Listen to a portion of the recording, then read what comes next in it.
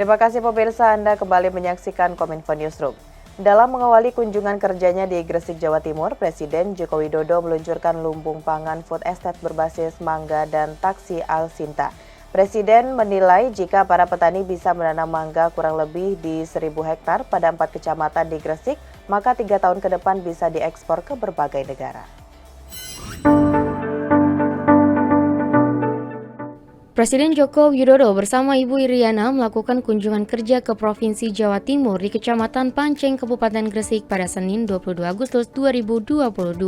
Dalam kunjungan kerjanya, Presiden meluncurkan food estate atau lumbung pangan berbasis mangga dan taksi Al-Sintan. Lumbung ini diharapkan memicu petani menanam mangga di area seluas kurang lebih 1.000 hektar yang tersebar di 4 kecamatan di Gresik. Dengan begitu, Presiden berharap dalam 3 tahun ke depan mangga dapat diekspor ke berbagai negara. Selain di Gresik, Presiden mengupayakan para petani di daerah lain memiliki lahan marginal dan dapat menanam serta memproduksi mangga berkualitas baik. Pada kesempatan yang sama, Presiden Joko Widodo turut mengenalkan taksi Al-Sintan dan mesin pertanian. Presiden berharap petani dapat memanfaatkan maksimal pemberian alat dari Kementerian Pertanian. Taksi Al-Sintan merupakan program penyediaan alat dan mesin pertanian secara mandiri oleh pelaku usaha di sektor pertanian melalui fasilitasi bantuan kredit usaha rakyat dengan pemberian subsidi bunga dari pemerintah. Dan diharapkan program ini dapat menggantikan pola lama yang dinilai tidak produktif. Akan banyak sekali daerah-daerah, desa-desa, provinsi, kabupaten, akan banyak para petani yang mau beli alat dan mesin pertanian, baik itu rice mill unit, RMU, baik dryer, baik combine harvester, baik traktor dan lain-lain dengan pola taksi Al-Sintan.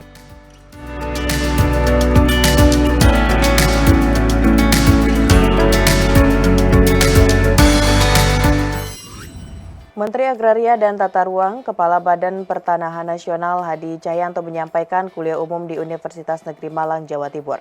Menteri Hadi mengajak kepada para mahasiswa baru untuk mempersiapkan diri dalam mewujudkan Indonesia Emas tahun 2045.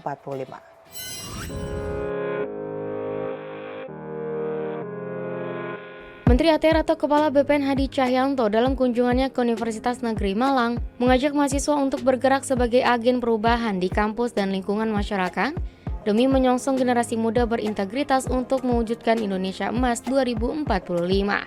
Lebih lanjut, Hadi Cahyanto menyebutkan untuk mewujudkan generasi emas ada beberapa hal yang harus dipersiapkan, seperti SDM unggul, ahli teknologi, dan kesiapan setiap pemerintah daerah untuk meningkatkan dan mempersiapkan terrealisasinya Indonesia Emas 2045. Indonesia akan menjadi negara nomor 4 terbesar di dunia berdasarkan letak geografis dan populasi, serta sumber daya manusia yang unggul dan sumber daya alam yang berlimpah sebagai penyokongnya. Dalam menuju Indonesia Emas tahun 2045, Kementerian ATR atau BPN mempunyai peranan penting untuk memastikan pengelolaan pertanahan, penataan ruang, serta mewujudkan pelayanan pertanahan berstandar dunia.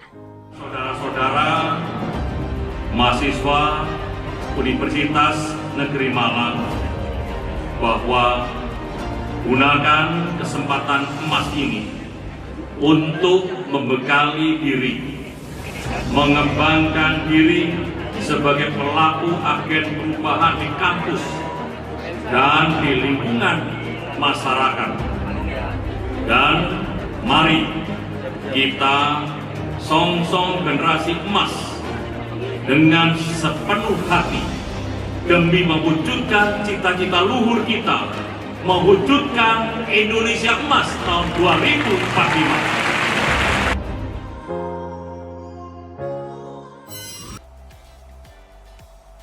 Pemirsa, industri furnitur memiliki peranan yang penting terhadap peningkatan kinerja sektor manufaktur dan ekonomi nasional. Hal ini tercermin dari capaian nilai ekspor produk furnitur nasional menembus 2,5 miliar US dollar pada tahun 2022 atau naik 33% dibanding tahun sebelumnya sebesar 1,9 miliar US dollar. Capaian nilai ekspor produk furniture nasional pada tahun 2022 menembus 2,5 miliar US dollar, di mana nilai ini naik dibandingkan dengan tahun sebelumnya yang hanya berada pada angka 1,9 miliar US dollar. Dengan naiknya nilai ekspor industri furniture sebesar 33%, Kementerian Perindustrian terus berupaya untuk mengoptimalkan pasar global. Hal tersebut dikarenakan industri furniture memiliki peran yang penting terhadap peningkatan kinerja sektor manufaktur dan ekonomi nasional. Menteri Perindustrian Republik Indonesia Agus Gumiwang Kartasasmita mengimbau kepada pelaku furniture dan kerajinan agar memberikan perhatian khusus terhadap pengembangan ekspor barang, agar industri furniture dan kerajinan nasional tidak semata menjadi produsen, tetapi menjadi trendsetter di tingkat global. Hal tersebut disampaikan Menperin saat menghadiri pameran IFEX 2022. Para pelaku industri furniture dan kerajinan diharapkan dapat memberikan perhatian khusus terhadap penggunaan sertifikasi TKDN agar dapat menjual produk-produknya di e-katalog. Kami terus berupaya di Kementerian Perindustrian bahwa proses sertifikasi TKDN di tahun-tahun atau di masa-masa yang akan datang tidak hanya makin murah, tetapi juga makin cepat.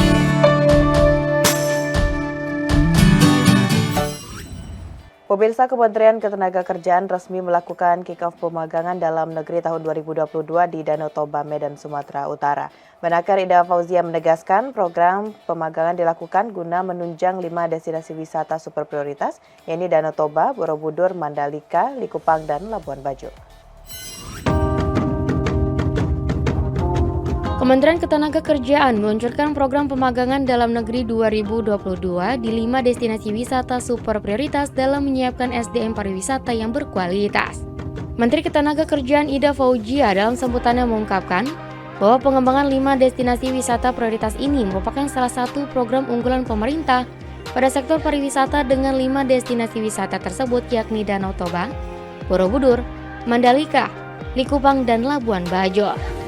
Menteri Ida juga berpesan terdapat 3 hal yang perlu diperhatikan agar unggul dalam segi kualitas SDM yang dimiliki. Pertama yakni tata cara pelayanan yang berkaitan dengan bervariasinya kegiatan pariwisata. Kedua yakni dengan penggunaan peralatan dan perlengkapan yang diperlukan dalam bidang pelayanan.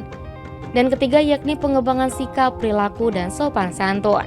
Pada kesempatan yang sama, Menteri Ida menjelaskan bahwa pada tahun 2022 Kemenaker juga telah melaksanakan program pemagangan yang difokuskan di 5 DWSP sebanyak 500 orang yang dilaksanakan di 62 perusahaan sebagai bentuk kontribusi Kementerian Ketenagakerjaan dalam peningkatan kualitas SDM pariwisata di Indonesia. Maksud dari upaya pemerintah untuk menjadikan 5 destinasi prioritas itu adalah melakukan pembenahan di banyak hal. Pembenahan infrastruktur, transportasi, jaringan komunikasi, sarana akomodasi, dan restoran.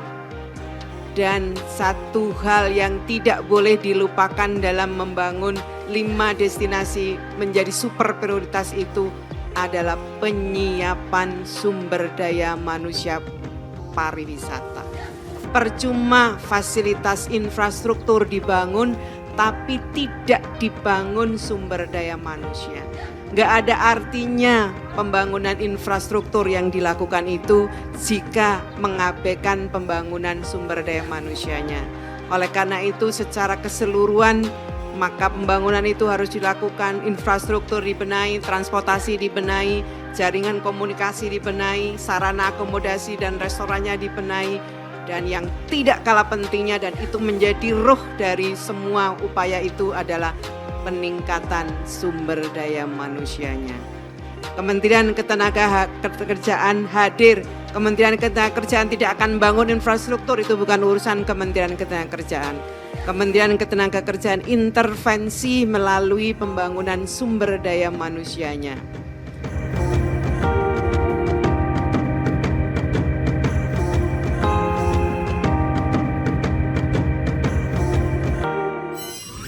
Pemirsa, usai jeda kami akan segera kembali dengan informasi Sekolah Lapang, platform cuaca bagi nelayan dan petani sesaat lagi.